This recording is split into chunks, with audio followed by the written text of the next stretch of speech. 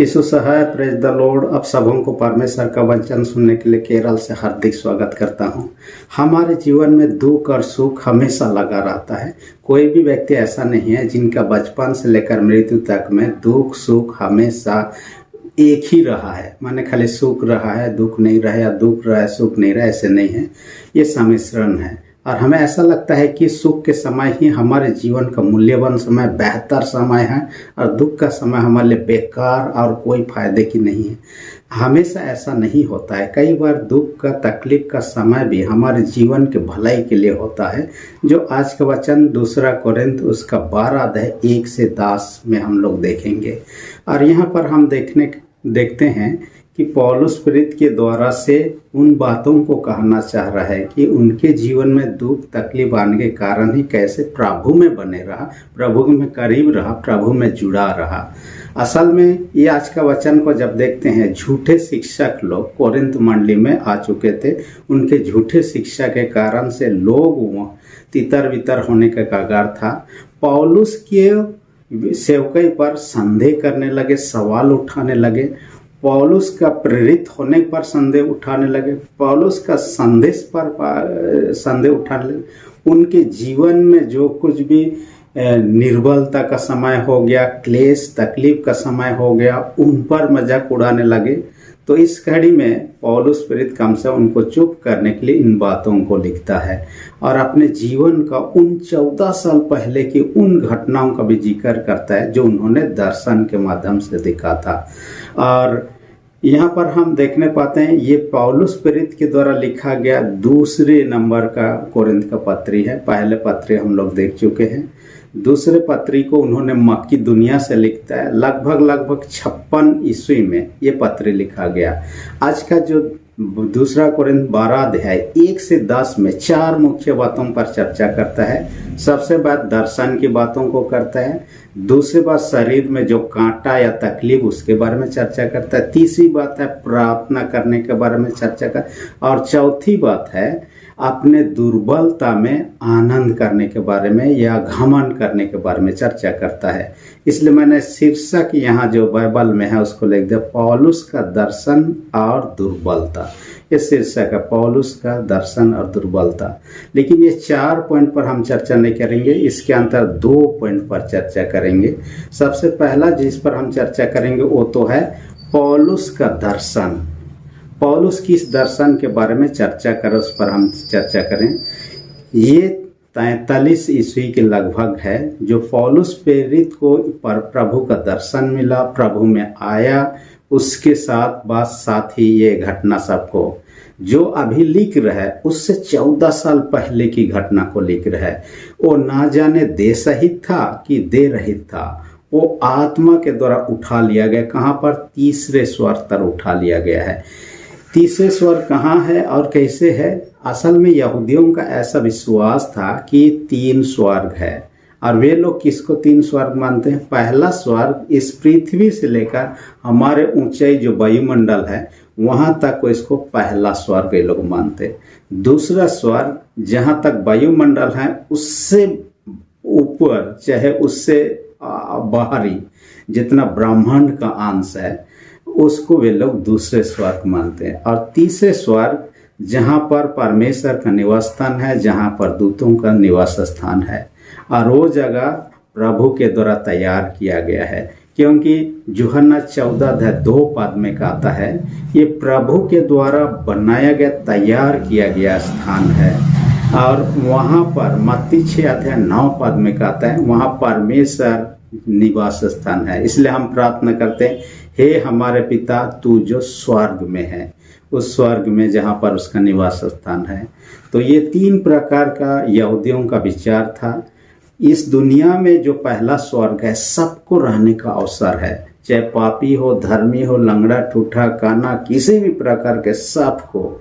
इसके बाद में दूसरे स्वर्ग के बारे में ये कहा, उनका विश्वास रहा मरने के बाद में हम दूसरे स्वर्ग में जाते हैं और वहाँ पर हम प्रभु का न्याय का इंतजार करते हैं। न्याय के बाद में हम लोगों को स्वर्ग नरक का जो मेन स्वर्ग है जहाँ पर की चर्चा तीसरे स्वर्ग का आता है, उस जगह जो तैयार किया गया है जहाँ पर हमें मौका होगा। वो स्थान हाथों से बनाया हुआ नहीं है, घर सब है परंतु ईटा सीमेंट से बनाया हुआ घर नहीं है, परंतु उसका वर्णन के बारे में यहाँ चर्चा करता है। वहाँ के बातों की चर्चा भी नहीं कर सकते हैं, इतना पवित्र, इतना भावन, इतना ये है, यहाँ पर मुंह में लेना भी वो नहीं चाहता है, इतना ये है, वैसे जगह है। तो उस जगह के बारे में चर्चा करता है, वहाँ पर उठा लिया गया था। हालांकि उनको लोग समझते थे ये क्या सेवक है, इसमें कुछ भी बातें नहीं है। हालांकि हम उनके जीवन, पौलुस का जीवन को देखें, उन्होंने जितने सुसमाचार यात्रा किया, जितने मंडलियों को स्थापित किया, उतना दूसरे लोगों का चर्चा हम नहीं पाते हैं। फिर भी उसको तुच्छ समझने लगे थे, इसलिए उनको अपने इस अनुभवों को उनके सामने साझा करना चाह रहा है कि वो स्वर तर उठा लिया, स्वर को देख चुका है परमेश्वर के दया से, और वहाँ से वापस आके सेवकाई कर रहा है, और उसके हृदय पर, उसके सेवा करने पर कौन संदेह। आजकल भी इस प्रकार के बातों को आप देख सकते हैं, कलीसियाओं में छोटे छोटे भी बड़े बड़े हैं, अपना कलीसिया को, अपना संस्था को, अपना डिनोमिनेशन को बेहतर कहने और दूसरों को तुच्छ करने, दूसरों को मनो कि वो है ही नहीं सेवक या उनका कलीसिया, इस प्रकार की बातों को बोलते हुए आज भी पौलुस के समय के जैसे घटनाओं को हम देख सकते हैं। और उस स्वर्ग राज्य में तो वो जा चुका है और चाहता है कि हम भी वहाँ जाएं, और उसके लिए तो क्या करना है, आपको मुझे भी तैयार करने की ज़रूरत है। हम किसी जगह जाते हैं, ट्रेन में या फ्लाइट में जाते हैं, तैयारी की आवश्यकता होती है। हम क्या करते हैं, अपने आप को तैयार करते हैं, टिकट भी लेते हैं, यदि विदेश जाना है आपको पासपोर्ट वीज़ा भी देना होता है, समय पर पहुंचना होता है, काफ़ी सारे तैयारी करना होता है। तो सोचिए किसी विदेश जाने के लिए उतना तैयारी है, तो स्वर्ग जाने के लिए कितनी तैयारी की ज़रूरत होता है। और उस जगह के लिए जो तैयारी नहीं कर रहा है वो बेवकूफ़ आदमी है। मैं पुस्तक में पढ़ रहा था, उसमें लेखक ने एक घटना का जिक्र किया है, एक राजा के बारे में, जिस राजा ने अपने राज्य में जो सबसे बेवकूफ़ मूर्ख आदमी है उसको सम्मानित करता था एक छड़ी देकर। उस छड़ी में कुछ था चलने की या तो कुछ जदई की, लेकिन उसको सम्मानित करता है। एक जोकर जैसा मूर्ख आदमी को उन्होंने सम्मानित किया, सबसे बेवकूफ़ मूर्ख आदमी के रूप में। वो अपना पास में उस छड़ी को रखा। जब राजा का मृत्यु का समय आ गया, यानी कि बीमारी के कारण से या जो भी कारण से राजा को जब मृत्यु का निकट देखकर लोग उससे मिलने गए, ये मूर्ख आदमी भी उनके पास में गया। राजा से पूछा, राजा आप इस दुनिया में काफी रहे, क्या आप स्वर्ग जाने के लिए कोई तैयारी किए हैं क्या? राजा ने कहा मैंने तो कुछ भी नहीं किया स्वर्ग जाने के लिए। तो ये मूर्ख आदमी ने कहा कि मुझसे ज़्यादा मूर्ख तो आप हैं, इसलिए इस छड़ी को आप रखिए, क्योंकि अपने स्वर्ग जो महत्वपूर्ण जगह है, उस जगह के बारे में जो इस दुनिया से कितना गुना बेहतर है, उस जगह के लिए तैयारी नहीं किए हैं जाने का, तो आपसे ज़्यादा मूर्ख कौन है? हम उस राजा के समान मूर्ख ना बने, समय रहते तैयारी करें और दूसरों के जो सेवक हैं उस पर ईर्ष्या करके, संदेह करके, अपमानित करके ना जिए। पौलुस यहाँ कहना चाह रहा है सेवक तो कर रहा है, लेकिन दूसरे को नीचा दिखाकर अपने आप को जो बड़ा बनाता है, सच्चे सेवक सेविका वो नहीं हो सकते हैं। इस प्रकार की भावनाओं से हम दूर रहें। दूसरी विशेष बात जो आज का वचन में कहता है, पौलुस के शरीर में कांटा, पौलुस के शरीर में कांटा के बारे में चर्चा कर। असल में कांटा क्या है? यहाँ पर पौलुस के जीवन में दुख तकलीफ आने का चर्चा करता है। ये कांटा से जुड़ा हुआ, असल में कांटा ऐसे चुभा देना नहीं है, ये कांटा से मतलब है उनके जीवन में बीमारी या तकलीफ आने। और ये किसके द्वारा किया गया? परमेश्वर ने शैतान को अनुमति दिया और शैतान के द्वारा से उनके शरीर में डाला गया। और किसी विद्वान लोग यहाँ डिटेल चर्चा नहीं करता है, टीकाकारों का ये मानना है उनमें बीमारी, मलेरिया की बीमारी हो गया था, किसी ने कहा मिर्गी की बीमारी हो गया था, किसी ने कहा आँख के समस्याओं का बीमारी हो गया था, जो भी करा, लेकिन शैतान परमेश्वर की अनुमति से उनके जीवन में इस बीमारी तकलीफ को लाता है। और पौलुस ने क्या किया? 3 बार प्रार्थना किया, लेकिन फिर भी नहीं हटा।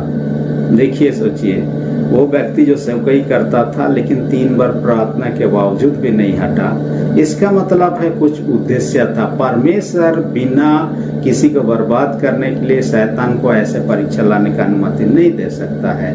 हमारे भलाई के लिए ही या उनके जीवन के भलाई के लिए ही हो सकता है। देखिए, दुख तकलीफ माना हमेशा इसलिए गलत नहीं। शुरू में जैसे हम चर्चा कर रहे थे, यूसुफ का जीवन को देखिए, उसके भाइयों ने उसे बेच दिया दूसरों के हाथों में और वो मिस्र देश पहुंच गया एक व्यक्ति का घर में। उसका पत्नी ने भी जबरन बलात्कार करने का आरोप लगाया और जेल में पहुंच गया। जेल पहुंचने के बाद उन्होंने राजा का स्वप्न का अर्थ सब बताने के बाद एक ही बार में प्रधानमंत्री बन गया उस देश का।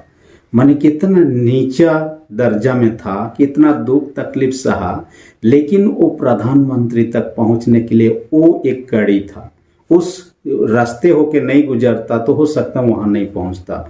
और जब सारे एरिया में अकाल पड़ गया, लोग वहां मिस्र जाकर अनाज खरीदने लगे। यदि वो प्रधानमंत्री नहीं होता, उसके परिवार के लोग वहां खरीदने जाते अनाज, उनको नहीं भी मिलता और ये लोग बच भी नहीं पाते उस अकाल के कारण से। 7 साल का अकाल इतना आसान नहीं है। 1-2 साल में किसी तरह व्यक्ति जीवित रह जाए, 7 साल जब अकाल हो जाए, व्यक्ति के पास खाने के लिए कुछ नहीं रहेगा। यहाँ तक कि पत्ता भी ना रहे जिसको चबा कर खाया जाए, पानी भी ना रहे, सब सूख जाए पीने के लिए, तो कैसे व्यक्ति रह सकते। लेकिन परमेश्वर ने योजना बनाया, उनको दुख तकलीफ होके वहां तक पहुंचना पड़ा।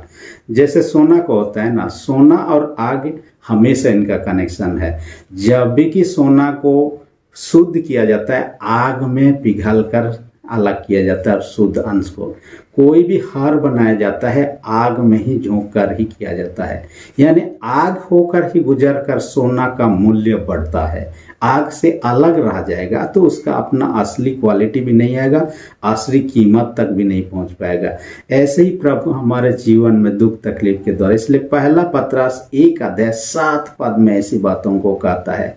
ऐसे परीक्षाओं से होकर जब गुजरते हैं हम, क्या वो सोना जो नशवान चीज है उससे भी ज्यादा मूल्यवान बन जाते हैं और हमारा विश्वास पर हमारा प्रतिफल उत्तम बन जाता है। इसलिए प्रकाशित वाक्य 2:10 में कहता है, प्राण देने तक, चाहे दुख तकलीफ संकट मुसीबत आए, लेकिन प्राण देने तक विश्वास मेरा, तो मैं तुझे जीवन का मुकुट दूंगा, कहता है। मैं कई बार जॉनी लीवर के बारे में उदाहरण दिया है, जो कि फिल्म इंडस्ट्री में एक कॉमेडियन, अभी तो प्रभु का सेवा का काम भी कर रहे हैं। तो उनका गवाही को इस प्रकार आपने देखा, उसका बेटा का ट्यूमर हुआ था। जब तक बीमारी नहीं हुआ था वो प्रभु से दूर था, लेकिन जब बीमारी हुआ प्रभु को खोजने लगा ताकि उनका बेटा ठीक हो जाए, क्योंकि डॉक्टर ने जवाब दे दिया था। और प्रभु के अनुग्रह से प्रार्थना किया गया, उनका इलाज किया गया, ठीक हो गया। बाद में कहता है, मेरा बेटा यदि बीमार नहीं होता, मैं प्रभु के इतना करीब नहीं रहता, मैं प्रभु से दूर ही रहता। इसलिए उनके कहता है, बीमारी के कारण से मैं प्रभु के करीब आया। जब हमारे जीवन में सुख रहता है ना, कई बार हम ईश्वर को याद करने, प्रार्थना करना, धन्यवाद देने भूला जाते हैं। जब दुख तकलीफ रहता है, हमेशा ही प्रभु में लगे रहते हैं, ईश्वर के उतना करीब रहते हैं। इसलिए यहाँ पर कहता है, हमारे कमजोरियों में, दुर्बलताओं में, समस्या मुसीबतों में हमारे लिए परमेश्वर का अनुग्रह बहुत ऐसे होता है, क्योंकि हम उसके साथ जुड़े रहते हैं, उस पर भरोसा करते हैं, विश्वास करते हैं। इसलिए उसका साथ में रहना ही हमारे लिए उत्तम है, क्योंकि परमेश्वर के बिना हमारा जीवन तो कुछ नहीं है। परमेश्वर के साथ हमारा जीवन मूल्यवान हो जाता है, बेहतर हो जाता है। इसलिए आइए हम अपने जीवन को प्रभु के महिमा के लिए व्यतीत करें और दुख समस्या के घड़ी में हम प्रभु से, चाहे सुख हो दुख हो, प्रभु के संगति में बने रहे। चाहे भी दुख भी हो, ग्रहण करते हुए हम प्रभु के संगति में आगे बढ़ते जाएं और परमेश्वर का अनुग्रह हम पर बना रहे। परमेश्वर वचन कर सबों को अधिक से आशीष दे, आमीन। हम प्रार्थना करें। सेनाओं के जित पिता धन्यवाद देते हैं, आज के वचन का हमसे बातें किया। हर एक सुनने वाले छोटे बड़े सबों को स्वर्गीय आशीष से भर दे। जो लोग बीमार उनको यीशु के नाम से चंगाई दे। जिनके विश्वास कमजोर उनके विश्वास को दृढ़ और मजबूत कर। प्रार्थना यीशु के नाम से मांगते हैं, आमीन। यदि अब तक आपने मेरे चैनल को सब्सक्राइब नहीं किया, इसी घड़ी सब्सक्राइब कर दीजिए। वीडियो अच्छा लगे तो लाइक बटन को भी दबा दीजिए। धन्यवाद।